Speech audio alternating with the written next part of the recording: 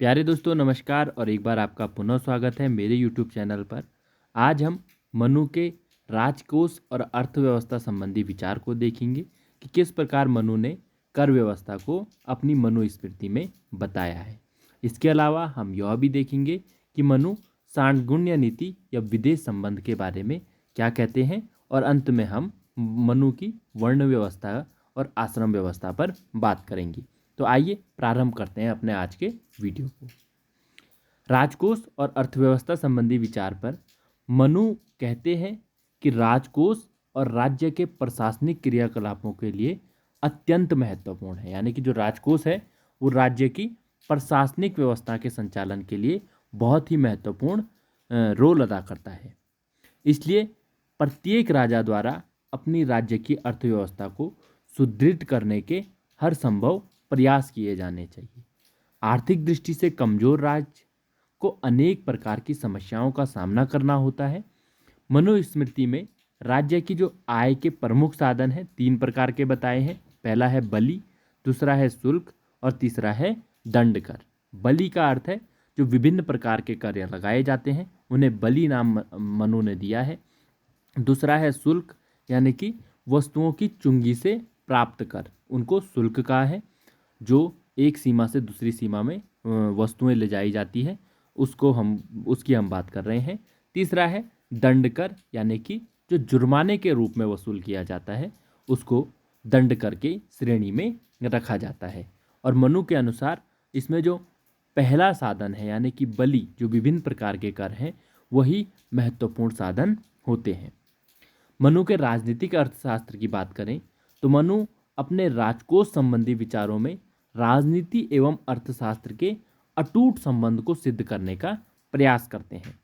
उनके अनुसार कर भार की मात्रा आवश्यकता अनुसार होनी चाहिए, यानी कि जितने किसी राज्य के संचालन के लिए आवश्यक हो उतना ही कर जनता से लिया जाना चाहिए। अत्यधिक कर जनता में असंतोष की भावना को बढ़ाता है और कर की कम मात्रा राजा तथा राज्य दोनों के लिए अहितकारी होती है। यानी कि अधिक कर जनता में रोष बढ़ा सकता है और अगर कर की मात्रा कम है तो वो राज्य के संचालन में कहीं ना कहीं अहितकारी होती है। मनुस्मृति में करारोपण के महत्वपूर्ण सिद्धांतों का विवेचन किया गया है। उनका या मनु का मानना है कि कर इस प्रकार वसूल किए जाने चाहिए जिससे गरीब जनता पर कर का भार कम पड़े और जो समृद्धशाली लोग हैं उन पर कर का भार अधिक हो, यानी कि जो जितना कमाता है वो उस अनुपात में ही कर दे। इसके लिए मनु ने 5 प्रकार के कर सिद्धांत बताए हैं। मनु कहते हैं कि कर न लेने से राजा के और अत्यधिक कर लेने से प्रजा का जीवन का अंत हो जाता है। बार बार ये कोटेशन आ रही है। राजा के द्वारा प्रजा से कर वसूल करने का कार्य निर्धारण सिद्धांतों के आधार पर किया जाना चाहिए और उनके अनुसार जो सिद्धांत हैं वो ये 5 सिद्धांत हैं। पहला है प्रजा रक्षण का सिद्धांत। मनु के अनुसार कर लेने का उद्देश्य और आधार प्रजा का रक्षण है, अतः राजा को जनता से कर लेने के बदले उसके जीवन व संपत्ति की रक्षा करनी चाहिए। यानी कि अगर राजा किसी जनता से कर ले रहा है तो उसकी सुरक्षा का दायित्व राजा का होता है, इस कारण ही राजा कर ले सकता है। दूसरा है लाभ पर कर का सिद्धांत। मनु का मत है कि किसी वस्तु या व्यापार पर हुए जो व्यय है उसके पश्चात जो लाभ बच जाता है उस पे भी राजा को कर लगाना चाहिए। तीसरा है राष्ट्रीय योजना का सिद्धांत, अर्थात अगर राष्ट्र के निर्माण के लिए कोई योजना बनाई जा रही है तो उसको संपन्न करने के लिए भी राजा को जनता पर कर लगाने चाहिए। चौथा है व्यथा मुक्ति का सिद्धांत, अर्थात राजा द्वारा प्रजा से कर इस प्रकार वसूल किया जाना चाहिए कि कर देने में प्रजा को किसी प्रकार का कष्ट या अभाव ना हो। मनु के अनुसार जिस प्रकार जोंक, बछड़ा और मधुमक्खी थोड़े थोड़े अपने खाद्य क्रमशः रक्त, दूध और मधु ग्रहण करते हैं, उसी प्रकार राजा को भी प्रजा से थोड़ा थोड़ा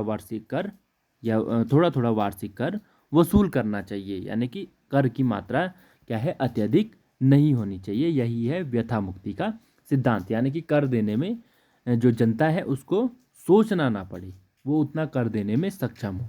और पांचवा है अधिक कर निषेध का सिद्धांत, यानी कि अगर जो राजा है वो जनता पर ज़्यादा कर लगाएगा तो कहीं ना कहीं जनता में असंतोष की भावना व्याप्त होगी, इसलिए राजा को ज़्यादा कर नहीं लेना चाहिए।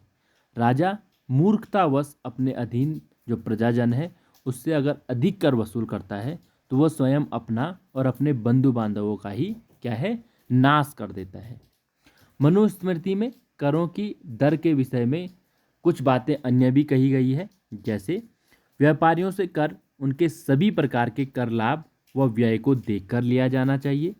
राजा को कर के रूप में पशु तथा स्वर्ण का 5वां भाग और भूमि की श्रेष्ठता, उपजाऊपन एवं परिश्रम आदि का विचार कर क्या है, कर लेना चाहिए। धन का 6वां भाग या 8वां या 12वां भाग भी ग्रहण करना चाहिए। वृक्ष, मांस, घी, गंध यानी कि जो औषधि है, कपड़ा, मिट्टी के बर्तन और पत्थर की बनी सभी वस्तुओं का 6वां भाग कर के रूप में लिया जाना चाहिए। कारीगर, बढ़ई, मजदूर आदि से राजा प्रतिमास 1 दिन काम कराए, यानी कि उनसे अपने लिए भी महीने में 1 दिन काम करवाए, यही उनके लिए कर का रूप होना चाहिए। राजा द्वारा वृद्ध, अपंग, अंधे व्यक्तियों से किसी भी रूप में कर नहीं लिया जाना चाहिए। मनु का यह भी मानना है कि राजा ब्राह्मणों पर किसी भी प्रकार का कर न लगाए। तो उपयुक्त विवेचन से स्पष्ट है कि मनु कर संबंधी विचार जो मनु ने दिए हैं वह व्यावहारिक, तर्कसंगत और तत्कालीन समय के अनुकूल थे। अब मनु के कर सिद्धांत को देखने के पश्चात हम मनु की परराष्ट्र नीति, या जिसे आज के शब्दों में विदेश नीति कह सकते हैं, उस पर बात कर लेते हैं। मनु का मानना है कि किसी भी राजा की परराष्ट्र नीति किसी भी राज्य के लिए अनिवार्य होती है और उसके विकास में, उसकी समृद्धशालीता में बहुत महत्वपूर्ण योगदान देती है। और परराष्ट्र नीति के अभाव में कोई भी राजा अपने देश का संचालन अधिक समय तक नहीं कर चला सकता है, यानी कि वो राज्य क्या है, स्वतः ही उसका अस्तित्व मिट जाएगा। मनु का मानना है कि किसी भी राजा का कोई भी राजा स्थायी शत्रु नहीं होता है और ना ही स्थायी मित्र होता है। स्थायी जो चीज होती है वो होती है उसके राष्ट्रीय हित। आज भी इस बात को माना जाता है अंतर्राष्ट्रीय राजनीति में कि किसी भी राज्य का कोई स्थायी मित्र नहीं होता है और कोई स्थायी शत्रु भी नहीं होता है, सिर्फ राष्ट्र हित ही क्या है, किसी देश के स्थायी हित होते हैं। और राजा को इसी के आधार पर अपनी विदेश नीति का निर्माण करना चाहिए। राज्य का आंतरिक दृष्टि के साथ साथ बाह्य दृष्टि के अनुसार भी राजा को अपनी विदेश नीति का या परराष्ट्र नीति का संचालन करना चाहिए। और राजा को इसके लिए अपने मित्र राज्य सहित अन्य राज्यों के साथ भी संबंध सुधारने का प्रयास करना चाहिए। कहने का तात्पर्य है कि न केवल मित्र राष्ट्रों के साथ अच्छे संबंध रखने चाहिए, बल्कि जो उसके शत्रु राष्ट्र या अन्य राष्ट्र हैं उनके साथ भी संबंधों को मधुर बनाने की राजा को चेष्टा रखनी चाहिए। राजा अपनी कूटनीति का इस तरह से प्रयोग करे कि शत्रु राजा भी क्या है, राजा के जो मित्र बनने के लिए तत्पर रहें और राजा को अपना मित्र बनाने के लिए की कोशिश करें। और इसके लिए जो मनु है उन्होंने मंडल सिद्धांत और सांडगुण्य नीति का सिद्धांत दिया है। तो पहले हम मंडल सिद्धांत को देख लेते हैं। मंडल सिद्धांत के अंतर्गत मनु इस बात पर बल देते हैं कि राजा को महत्वाकांक्षी होना चाहिए तथा उसे अपने राज्य के विस्तार हेतु हर संभव कोशिश करनी चाहिए। और इस दृष्टि से राजा को मंडल सिद्धांत के आधार पर दूसरे राज्यों के साथ संबंध स्थापित करने चाहिए। मंडल सिद्धांत को इस प्रकार हम देख सकते हैं कि जो मंडल सिद्धांत का केंद्र बिंदु है, कहीं ना कहीं जब हम कौटिल्य का अध्ययन करेंगे तो कौटिल्य की जो नीति है, कौटिल्य का जो राजनीतिक दर्शन है, वो कहीं ना कहीं मनु से बहुत अधिक मिलता है और वहाँ भी हम इन चीज़ों को देखेंगे।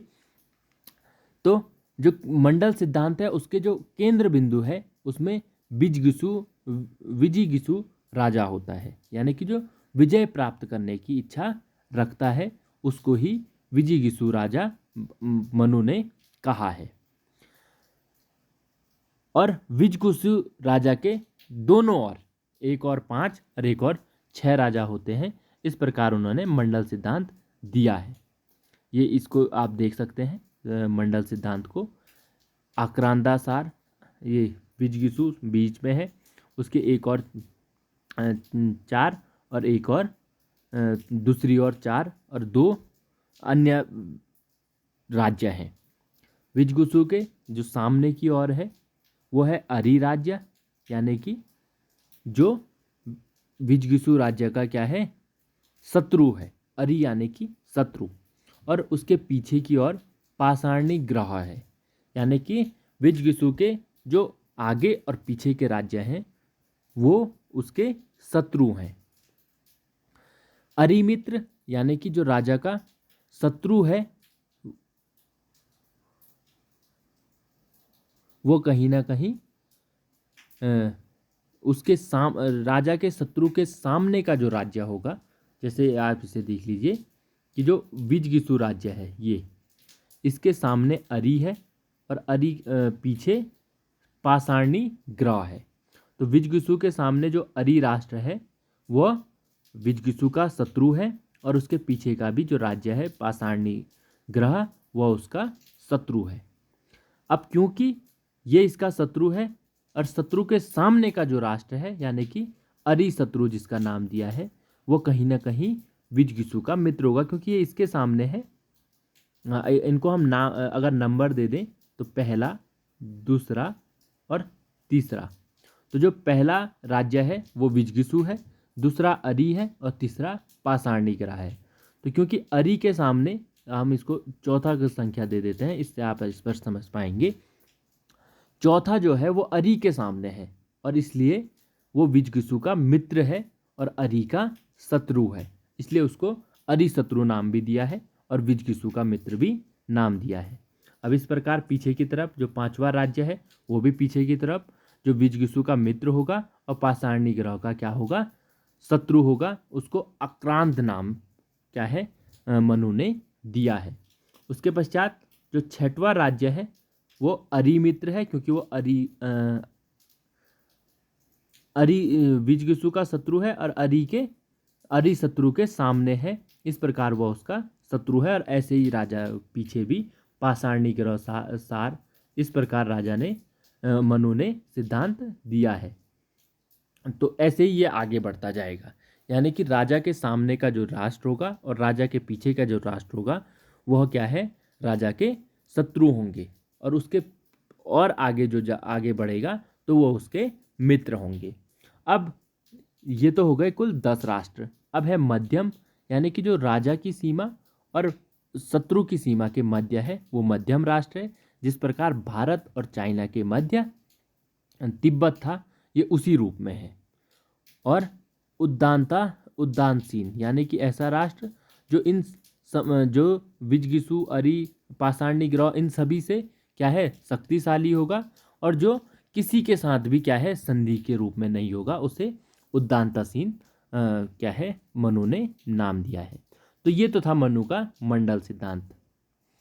उसके पश्चात जो सांगुण्य नीति मनु ने दी है वो इस प्रकार है: संधि, विग्रह, यान, आसन, द्वंद्वी भाव और संश्रय। इसको भी हम समझने का प्रयास करेंगे। तो जो सांगुण्य नीति में सबसे पहला सिद्धांत दिया है वो है संधि। तो संधि का अर्थ है कि राजा को जब लगे कि दूसरा राष्ट्र क्या है, कहीं ना कहीं मुझसे शक्तिशाली है, तो राजा को उसके साथ क्या करना चाहिए, संधि कर लेनी चाहिए। अगर राजा को लगे कि उसका जो दुश्मन राष्ट्र है वो शक्तिशाली है तो राजा को उसके साथ संधि कर लेनी चाहिए और उसे अपने मित्र बना लेना चाहिए। दूसरा है विग्रह, यानी कि राजा को लगे कि दूसरा राष्ट्र संधि को तैयार नहीं है या उससे कमजोर है तो उससे विग्रह या युद्ध छेड़ देना चाहिए। इस प्रकार यान, यानी कि जो वास्तविक युद्ध है, चढ़ाई करना, उसे यान कहा है। आसन, यानी कि अगर राजा को लगे कि शत्रु मेरे बराबर का है तो उसे युद्ध भी नहीं करना चाहिए और उससे मित्रता हो नहीं सकती, आसन ग्रहण करना चाहिए, यानी कि जब वो राजा कमजोर होगा तब उस पर युद्ध करना चाहिए, ऐसी नीति को आसन का है। फिर है द्वंद्वी भाव। द्वंद्वी भाव इसको इस प्रकार देख लीजिए, संधि दिया हुआ है विग्रह, यान, आसन, द्वंद्वी भाव। द्वंद्वी भाव का अर्थ है मनु अपने राजा को परामर्श देता है कि राजा अपने शत्रु को कभी भी खुद से कमजोर न समझे।